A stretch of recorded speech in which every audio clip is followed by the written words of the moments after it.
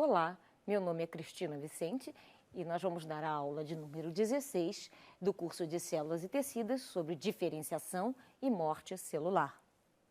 Certo? Os objetivos da aula de hoje são falar sobre embriogênese, a ação de morfógenos, a renovação de células adultas, usando células-tronco adultas, a origem de células-tronco embrionárias e a clonagem. Por que é importante falar de diferenciação celular? Porque todo organismo vivo multicelular começa com uma única célula, o zigoto. Então, o processo de diferenciação que leva a essa mudança, ele é muito importante e ele está relacionado a um conjunto de eventos que levam à mudança de expressão gênica dessas células e, consequentemente, sua diferenciação. E esse processo é muito característico na embriogênese. Sobre a embriogênese, como a embriogênese começa? A embriogênese começa na fertilização, com uma única célula, e ao longo dos dias, essas células vão se modificando ou se multiplicando até que ocorra, no quinto, sexto dia, a formação do blastocisto. Nesse blastocisto, as células elas são totipotentes, podendo dar origem a todos os tipos celulares. No organismo humano, nós temos cerca de 200 tipos diferentes de células. E como esse processo se dá? Você tem, primeiro, ocorre a multiplicação celular para aumentar o número de células totipotentes. Depois você tem a diferenciação, onde essas células se comprometem para a formação dos órgãos e tecidos, a interação entre elas e a matriz extracelular e também a migração dessas células que vão então dar origens aos órgãos e tecidos. E, normalmente, a diferenciação dessas células-tronco, ela pode se dar de duas maneiras. A diferenciação que a gente chama de assimétrica e a diferenciação independente. No caso da diferenciação assimétrica, a célula-tronco, ela possui um fator indutor e quando ela se divide em duas, esse fator indutor fica numa célula e mantém essa célula enquanto célula-tronco e pode também... E a célula que não tinha esse fator vai estar comprometida com a diferenciação celular, mantendo assim o pool de células-tronco constante no nosso organismo. No caso da divisão independente, as células-tronco elas se dividem em duas e, dependendo do estímulo ambiental, elas podem ou se manter como as duas como células-tronco, ou uma ir para a célula-tronco e a outra diferenciar, ou todas elas se diferenciarem. E qual é a origem das células-tronco embrionárias que se fala tanto hoje em dia? Como a gente viu, na região do blastocisto, você tem aqui o zigoto, formado a partir da fertilização, você tem a mórula, o blasto, que é o blastocisto, e no interior do blastocisto você tem uma massa interna que contém todas as células totipotentes do nosso embrião. Essas células elas podem ser retiradas e postas em cultura.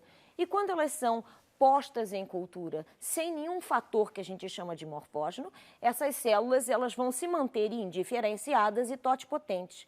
E quando estimuladas, elas podem então se diferenciar nos mais variados tipos celulares. Como, por exemplo, aqui, você tem que a adição de ácido retinóico e insulina pode levar essas células a adipócitos. Você tem que o ácido retinóico leva a neurônio. Os fatores estimuladores de macrófago levam à formação de macrófagos.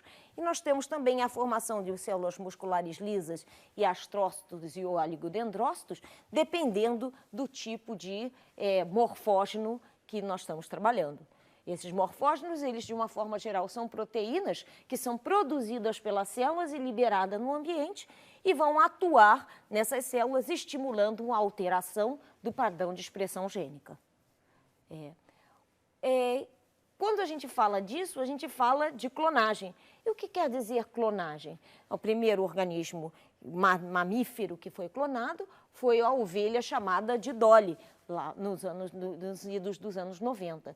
A Dolly foi produzida como? Você tinha uma ovelha que era negra, das quais foram retiradas as células somáticas de glândulas mamárias, e uma ovelha branca, da qual foi tirado um óvulo.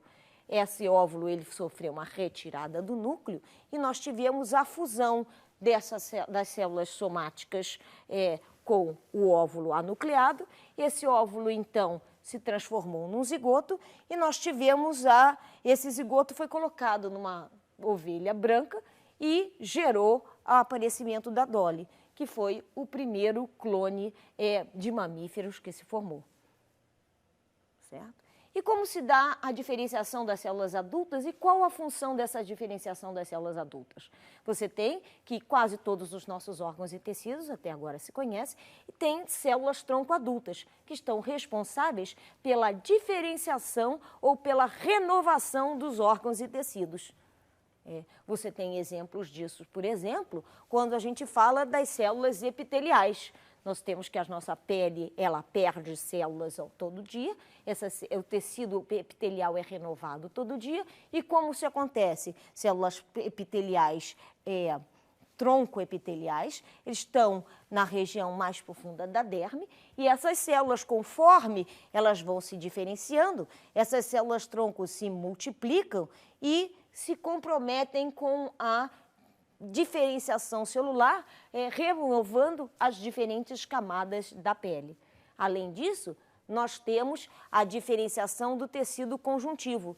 No tecido conjuntivo, ele tem a principal célula, ele tem o fibroblasto, e este fibroblasto, dependendo do estímulo que você coloca, pode gerar células ósseas, células do tecido adiposo, células da cartilagem e células musculares lisas, renovando esses tecidos. E como o equilíbrio entre diferenciar e morrer é muito importante, nós vamos falar um pouquinho sobre a morte celular.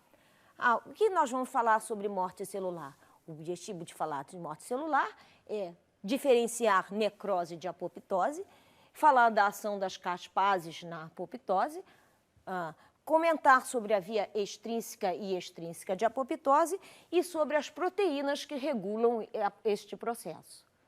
E quais seriam as diferenças entre necrose e apoptose? A gente tem aqui 3 micrografias eletrônicas, 2 mostrando apoptose e 1 mostrando necrose. Nesse primeiro estágio, vocês vão ver que o núcleo aqui ele está se desfazendo e a cromatina está formando pequenas vesículas e o citoplasma também está vesiculado. Nós temos que, uma vez que essa célula ela se degrada, ela vai ser englobada por um macrófago e retirada do sistema. No caso da necrose, essa célula incha, o seu material genético se degrada e o seu conteúdo celular é lançado para fora da célula, inclusive gerando uma resposta inflamatória do nosso organismo. Vamos diferenciar, então, necrose e apoptose. No caso da apoptose, você tem que ela ocorre em células isoladas, ocorre o encolhimento celular, a condensação e fragmentação do núcleo em vesículos, a quebra do citoesqueleto em fragmentos menores, a quebra da cromatina em regiões características, formando fragmentos de tamanhos idênticos. Você tem a ação das enzimas que são chamadas de caspases, as enzimas da apoptose, e você tem a necessidade de energia, a formação do corpo apoptótico e englobamento dessas células por macrófagos. Então, quais seriam as características da necrose? Diferente da apoptose, ela ocorre em um grupo de células. Na apoptose, ela ocorre em células isoladas. Ocorre com um entumecimento celular, a célula incha, o conteúdo celular sai da célula. Ocorre a cariólise, o núcleo se desfaz. Ocorre a ação de enzimas lisossomais. E nós temos a quebra da cromatina ao acaso. Ela não demanda energia e ela gera um processo inflamatório, já que o conteúdo celular é lançado para o meio externo. E falando então da apoptose. A enzima da apoptose é a enzima chamada caspase. A enzima caspase, ela tem esse nome porque ela possui o aminoácido cisteína presente e também ela cliva as proteínas após um resíduo do aminoácido ácido aspartico. Existem as caspases de 2 tipos, as caspases que são chamadas de inicializadoras e as caspases que são chamadas de executoras. As caspases nas nossas células, elas estão de duas maneiras, elas estão na forma de procaspases e vão ser ativadas em caspases. As procaspases, elas possuem uma região N-terminal que impede que elas se agrupem e se tornem ativas. Quando ocorre um estímulo apoptótico, essa região N-terminal é retirada e elas se unem para então se tornarem ativas, promovendo a clivagem de proteínas citoplasmáticas e também da lâmina nuclear, do DNA e etc. E a apoptose ela foi dividida em dois tipos. A apoptose que é a via extrínseca de apoptose e a via intrínseca de apoptose. Vamos falar agora da via extrínseca de apoptose. Ela tem esse nome porque depende de uma célula que vem do lado de fora. Esta célula é uma célula de defesa do nosso organismo, que é o chamado linfócito matador, ou linfócito T-killer. Essa célula, ela está relacionada, ou esse processo está relacionado com a homeostase do sistema imune e, no caso, o que acontece é que o linfócito T-killer, ele possui um receptor da proteína FAS. E quando uma célula que está em apoptose possui o chamado receptor de morte do tipo FAS, esse linfócito reconhece essa célula e inicia o processo de apoptose extrínseca, aonde esse receptor ativado, então, pela ligação, promove a ligação dele à caspase do tipo 8 ou 10, e essa caspase se torna ativa, provocando a ativação da apoptose, como a gente já descreveu. E qual seria a diferença da via extrínseca para a via intrínseca de apoptose? Antes disso, vamos falar aqui sobre a via extrínseca, resumindo. Ela é importante para a regulação do sistema imune, ela depende do receptor FAS, na célula, o ligante de receptor FAS que está no linfócito do tipo T e da ação de caspases 8 ou 10. E a via intrínseca depende de organela celular que todos conhecemos, a mitocôndria. No caso da mitocôndria, depende de uma proteína que está no espaço intermembranar, que é o chamado citocromo C. Esse citocromo C, ele funciona na fosforilação oxidativa normalmente, na formação do ATP, mas quando esse citocromo C ele sai da mitocôndria para o citoplasma, ele vai sinalizar para a célula que ela precisa entrar em apoptose. E como isso ocorre?